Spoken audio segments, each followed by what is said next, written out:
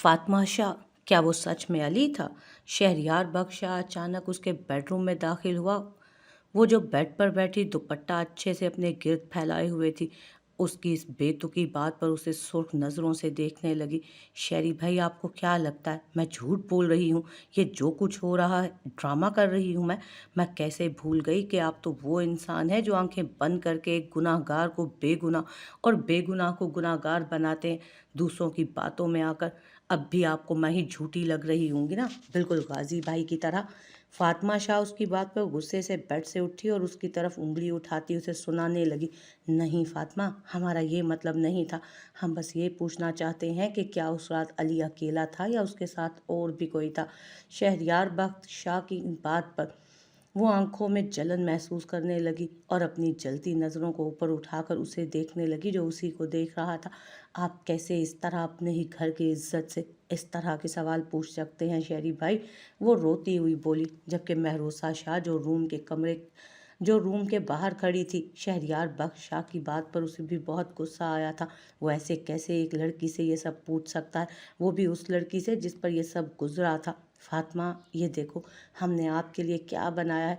वो रूम में दाखिल होते बोली। बेड की जानिब बढ़ी तो शहरयार बख्श शाह उसे वहां देख एक नज़र फातिमा पर डालकर तेजी से बाहर निकला, जबकि फातिमा उसके बाहर निकलते ही बुरी तरह से रोने लगी। उसे पता था कि अब उसे बहुत सारी बातें सुनना पड़ेंगी, लेकिन उम्मीद नहीं थी कि शुरुआत इस हवेली के लोगों से ही होगी। महरूसा भाभी, हम जैसी लड़कियों के लिए ये मुआशरा क्यों इतना तंग नज़र बन जाता है? क्यों हम बेगुनाहों पर ये कीचड़ फेंकते हैं? इन पर क्यों नहीं, उन लोगों पर क्यों नहीं जिन्होंने हमारे साथ ज्यादती की होती है? हमें जीते जी मार डालने वालों को ये क्यों कुछ नहीं कहते? क्यों? वो रोती हुई महरूसा के गले लगकर बोली तो महरूसा शाह उस टूटी बिखरी लड़की को चुप कराने लगी। वो हमदर्दी महसूस करने लगी उस वक्त फातिमा शाह के लिए। तभी उसके जहन में एक ख्याल आया तो मुतमईन होकर उसे दिलासा देने लगी।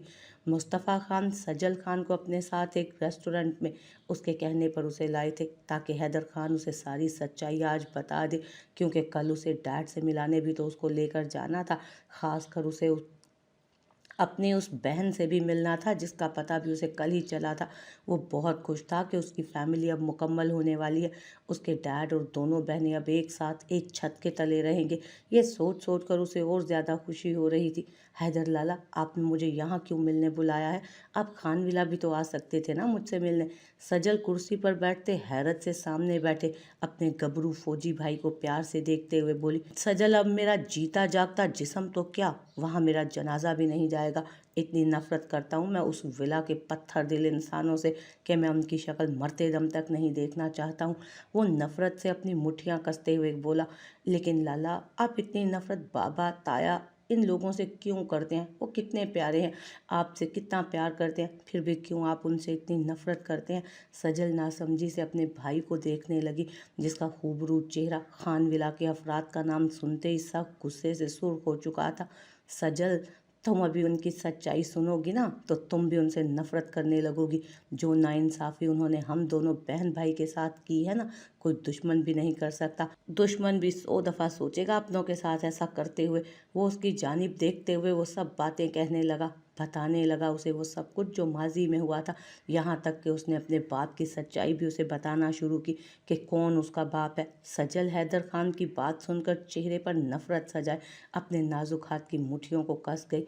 खैरियत है उस्तानी जी? आज आपकी तबीयत तो ठीक है ना?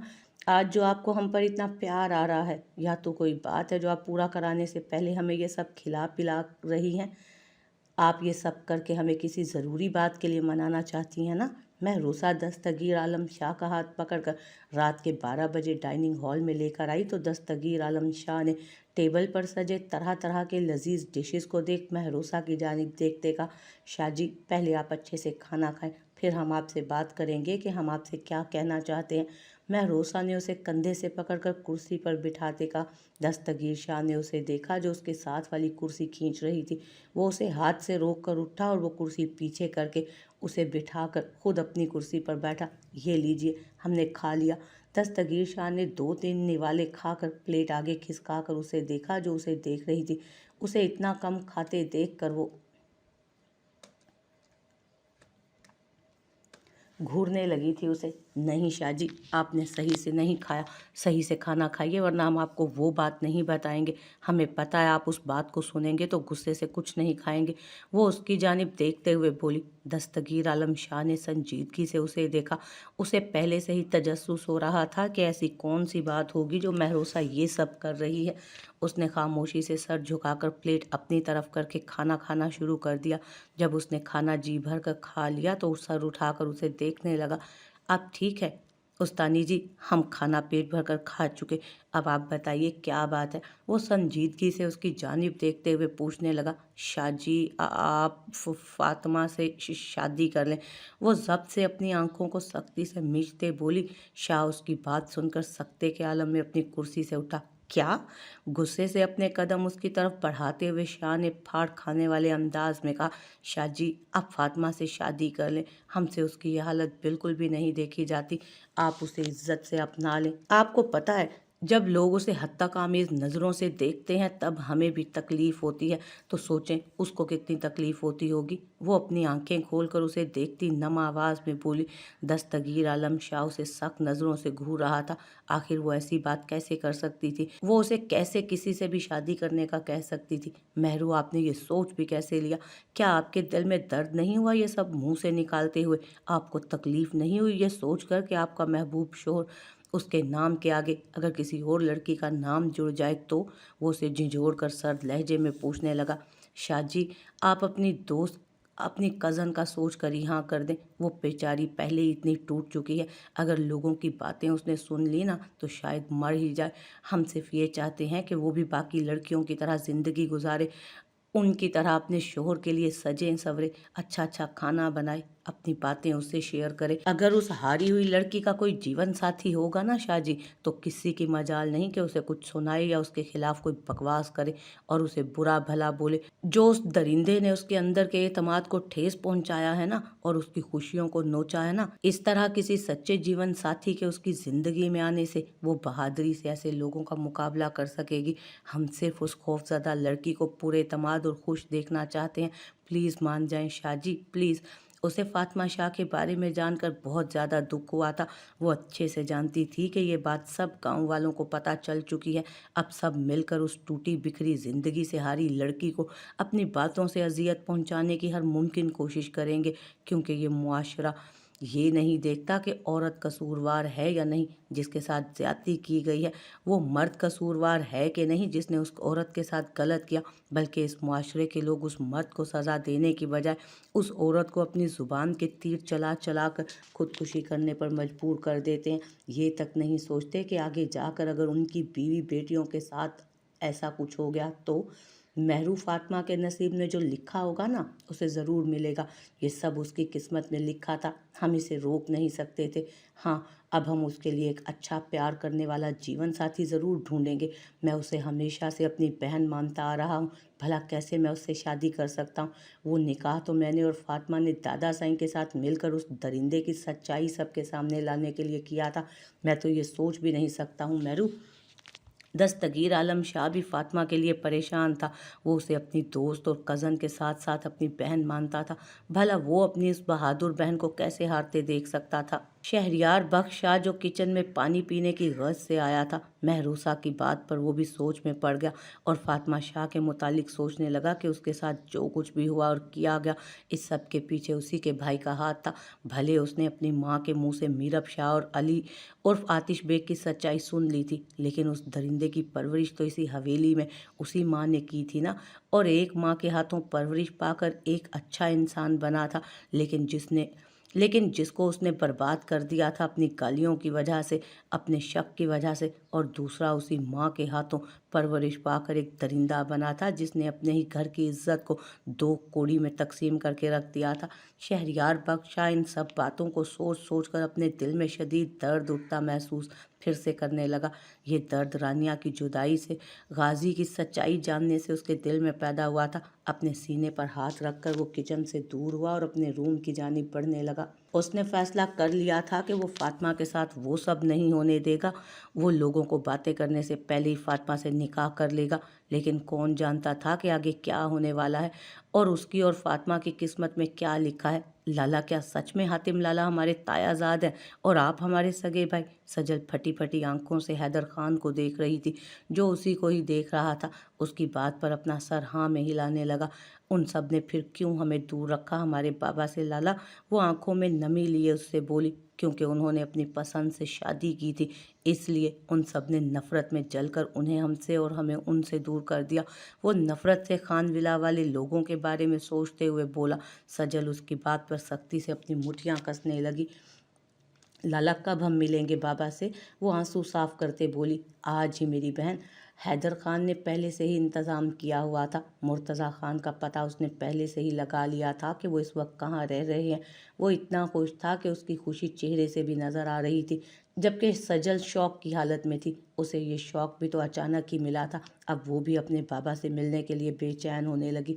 भाई, कोई अपने सगे भाई के साथ ऐसा कैसे कर सकता है? मुझे उनसे आज बहुत नफरत हो रही है। इतनी नफरत के दिल चाह रहा है उन्हें जाकर मार दूं।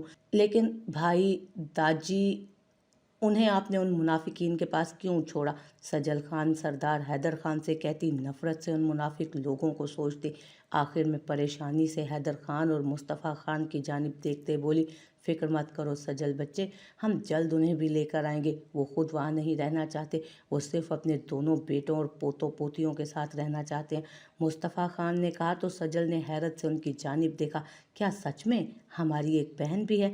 वो आंखों में नमी लिए सरदार हैदर खान और मुस्तफ़ा खान की तरफ देखते हुए पूछने लगी, तो उन दोनों ने सर हाँ में हिलाया। सजल खुशी से उन दोनों को देखने लगी। चाचू भाई, अब तो दिल नहीं चाह रहा इंतज़ार करने को। भाई चले ना, अपनी बहन को भी तो देखना है। कैसी होगी वो, आपकी तरह या मेरी तरह या फिर चाचू दादी की तरह? वो नम आवाज़ में कहती। आखिर में चहक कर बोली तो उसकी खुशी पर सरदार हैदर खान और मुस्तफ़ा खान दोनों मुस्कुरा उठे। क्या, ये आप क्या कह रहे हैं डॉक्टर? उनका ऑपरेशन तो कामयाब हुआ था, फिर ये सब कैसे हुआ? सुबह सुबह ही गजलान साईं के फ़ोन के बेल पर नूरे हरम उसे देखने लगी तो वो अपना फ़ोन पकड़कर बाहर निकला। वो भी खामोशी से उसके पीछे बाहर निकली तो उसकी चीख पर वो रुक कर उसे देखने लगी। डॉक्टर मुर्तज़ा खान, क्या वो फिर से स्ट्रेस या ज़हनी दबाव का शिकार तो नहीं हो रहे हैं? आप लोग चेक करके हमें बताएं। हमें पता है कोई बात तो है जो उन्हें बेचैन कर रही होगी। वो आराम से दूसरी तरफ मौजूद शायद डॉक्टर को हिदायत दे रहा था, जबकि नूरे हरम तो उसके मुंह से अपने डैड का नाम सुनकर ही शॉक्ड रह गई। जबकि गजलान साईं कॉल काटने के बाद जब पीछे मुड़ा तो सामने उसे साकित नज़रों से अपनी जानिब तकते पाकर वो तेज़ी से आगे बढ़ा। नूरे जहाँ, आप यहाँ? वो उसे शानों से पकड़कर पूछने लगा। शाह साईं, क्या हुआ है हमारे डैड को? वो क्यों हॉस्पिटल में है? वो उसे कंधों से पकड़कर बुरी तरह से झंझोड़ कर पूछने लगी। तो गजलान साईं ने उसे संभाला और अंदर की जानिब बढ़ा। नूरे जहाँ, कुछ नहीं, वो बिल्कुल ठीक हैं। बस छोटा सा ऑपरेशन था उनका जो हो चुका है, अब वो बिल्कुल ठीक है। आप फिक्र मत करें। वो उसे दिलासा देते हुए कहने लगा।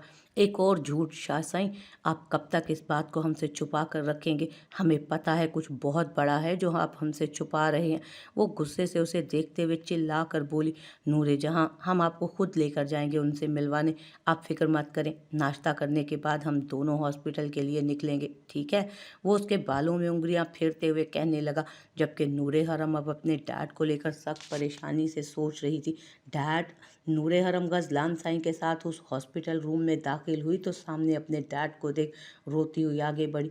डैड, आपने हमसे क्यों झूठ बोला था?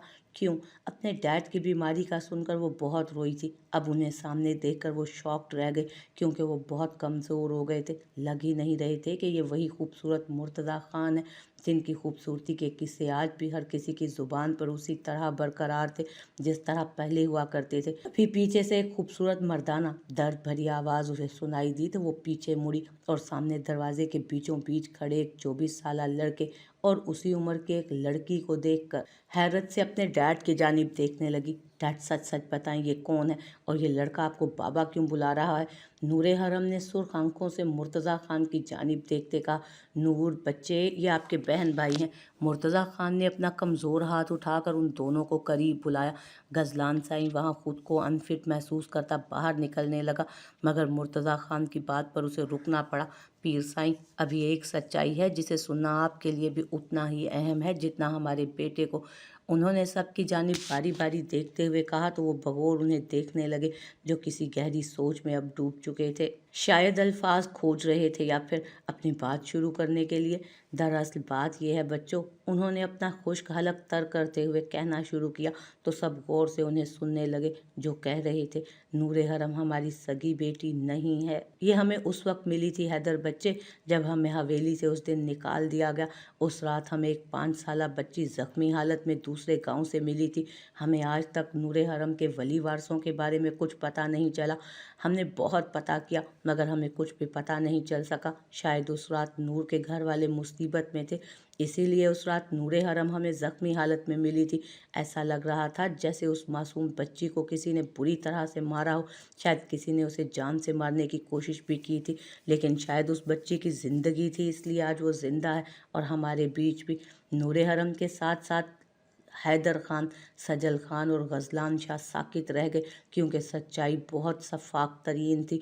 वो चारों शॉक्ड रह गए, खासकर नूरे हरम, जबकि मुर्तज़ा खान उस रात के मंजर को एक बार फिर से अपनी कमज़ोरी की वजह से बंद होती आंखों को बंद करके देखने लगे।